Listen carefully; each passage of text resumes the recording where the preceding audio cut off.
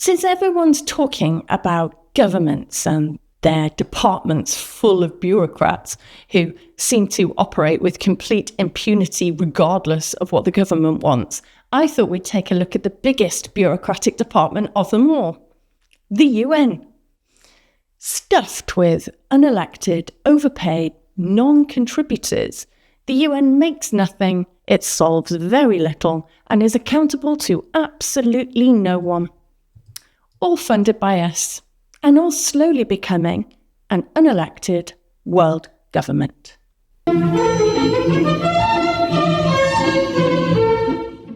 Bit of history. The United Nations was established, of course, in 1945 in the aftermath of World War II. And its goal was preventing future global conflicts and fostering international cooperation. It replaced the old League of Nations, which was a bit crap, and blamed for not preventing World War II due to its lack of enforcement power and because most people couldn't really be bothered. The UN was founded by 51 nations, including the United States, the United Kingdom, Soviet Union, China, France, and its charter was maintaining peace, between all of them, fostering friendly relations amongst them all, going for a drink, sorting out problems, and promoting social progress and human rights. Bit woke for the time, but it was. But today, in 2025, the UN has evolved from a peacekeeping body into a massive bureaucratic empire with specialized agencies, programs, commissions, and partnerships that we seem to completely report into. It directly employs about 100,000 employees all over the world, and it's got an annual income provided to it by people like us all over the world of $73 billion, which is larger than the GDPs of small countries. But unlike national governments, the UN operates in a completely tax-free, no matter how much money it raises or spends, way. Its employees are also entirely exempt from income tax. It pays no VAT or property taxes anywhere. Now, I'm not going to bore you with too much of the detail because, trust me, not only is it boring, but it is massively extensive because they've made it as complicated as possible, obviously, because the bigger you are, the more money you need, right? But the key bodies are as follows. You've got the General Assembly, which is like a talking shop. It's got no real power. It's a debate forum, really. And its resolutions, anything it decides on, really binding. Then you've got the Security Council. Well, that's the real power centre. And that has 5 permanent members, the US, the UK, China, Russia, and France. And they hold veto power, and they're the ones supposed to be making the major decisions. Now, before we go on, look at the state of your politicians. No, really, seriously, look at the state of your politicians over the past, 25 years? Do you see any of them having the gravitas or the authority to go up against any of these people? Because I don't.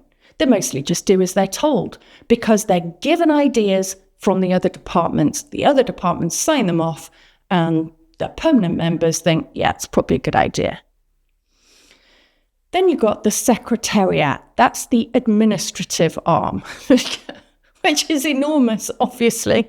And that's run by the Secretary General, and he serves a 5-year term, and he oversees all their global operations, not personally. He'd probably have an enormous team to do that as well. I don't know. You can't get a breakdown. And then you've got the International Court of Justice, right? Particular favourite of mine. Now, it's not a court with any enforcement power. But its rulings are often treated as it has, and they're treated as binding under international pressure, I guess.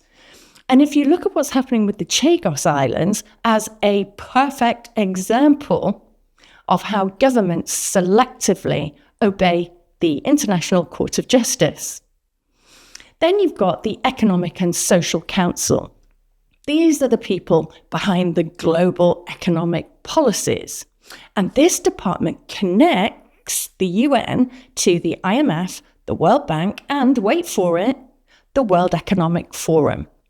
And together they push their coordinated narratives that shape national economies without any democratic oversight whatsoever. And then you've got UN specialized agencies. Well, these include the World Health Organization. It includes UNESCO, the IMF, the World Bank, the UNHCR, all of which have significant influence on global affairs. And many of these divisions will be familiar to you because they constantly meddle in our politics and our democracy. One of the most startling aspects of this enormous, seemingly untouchable organization is that it operates entirely outside any national laws, utterly shielded by sweeping financial and legal immunity. So UN officials, as I've just told you, and their employees don't pay any income tax in the UK or most other countries. Now, they do pay it in the US, but then the UN reimburses their US employees for that tax, so they don't pay it at all. In fact, the US pays it twice, once in funding and once to cover their tax. And in other countries, employees don't pay VAT or property taxes. So this is a really cushy job if you can get it. Yeah? Isabel, open Indeed, check jobs at the UN. I'm quite a good problem solver. So, don't forget that the UN is currently actively pushing for a global taxes compact, that all countries sign so that it increases the taxes worldwide. They want you to pay more, but they don't pay anything. They don't pay tax. These people scream about equality, but they don't want you to be equal to them. The UN as an institution is also tax-free itself, so it doesn't pay corporate tax. It doesn't pay customs duties or any form of national taxation in any host country. So the UN is contributing absolutely nothing at all to any country. And then let's talk about that legal immunity, because this is a massive perk. You see, the UN can't be prosecuted in national courts, its officials and employees, even if they commit serious crimes, as long as it was within their job, they are shielded from legal action and they have complete immunity. It's not fair. The UN also doesn't have to provide any financial disclosure, so it has no external audits. It's not subject to the same financial scrutiny that even national governments or corporations face. It is utterly above the law. Which means, in my opinion, the UN's immunity has led to it being one of the most unaccountable and corrupt bureaucracies in modern history, and scandals are frequent with no accountability. So some of those scandals, you've got things like the oil for food scandal. Now this is where officials were caught taking massive bribes from Saddam Hussein, whilst billions of our money in humanitarian aid just completely disappeared. And then you've got the constant sexual exploitation scandals and charges, because UN peacekeepers have been repeatedly accused of rape, sexual assault, sexual trafficking, and abuse. Yet legal immunity protects them from prosecution. Financial mismanagement and fraud? How would I know? There's no independent oversight, so I don't know. I don't know how much is disappearing into black holes. I would guess quite a lot. And then you've got the UN's Human Rights Council, which has included, I shit you not, some of the world's worst human rights violators on its council. Countries like Saudi Arabia and Venezuela have all been given seats, and almost unfathomably, Saudi Arabia was appointed chair of the United Nations Commission on the Status of Women. last year. And that's actually the very same year they executed 9 women by beheading them, or it could have been shooting them. I don't know. Saudi Arabia doesn't have to tell us how they kill their females. Fabulous. Now, as any self-respecting globalist will tell you, you're nothing if you aren't involved in the World Economic Forum. And in 2019, the World Economic Forum partnership was signed, cementing their role in shaping global governance within the UN. And of course, Bill and Melinda Gates are there because they're a dominant player in the World Health Authority, mostly because they're the second largest funder. Rockefeller Foundation's there, because it helped to establish many of the UN institutions in the first place, including the World Bank and the IMF, and now it funds climate change initiatives. And then you've got George Soros and his Open Society Foundation, which financially backs UN human rights initiative. It funds their refugee programs and it influences global governance through its partnerships. And then, here comes the Club of Rome, because they're a major player in environmental and sustainability policies at the UN, influencing global economic and social frameworks through UN programs, and they are listed as a participant in the UN Global Compact. So all the major players are right here. They're right here. All the unelected elites are right there, bang in the middle of the UN. And if you take a look at our political landscape and the quality of the people we have voted to lead us versus these incredibly powerful players on the world stage, well, you can see why we are absolutely failing to stand up to the dominance of the globalists. Today, the UN has become the fulcrum of world governance. It's right there at the middle, with little resistance at all. And over the years, they've become more and more emboldened by how untouchable they are, finally rolling out Agenda 30, of course, in 2015, which countries like the UN are slavishly following, even if it bankrupts us. Like moths to a flame, banks, NGOs, charities, consultants, and all other blood-sucking subsidy and tax takers think their future lies with the UN, not with national government. Well, maybe that will change with Trump in charge, but he's only here for 4 years, and the likes of the UN can wait much, much longer than that.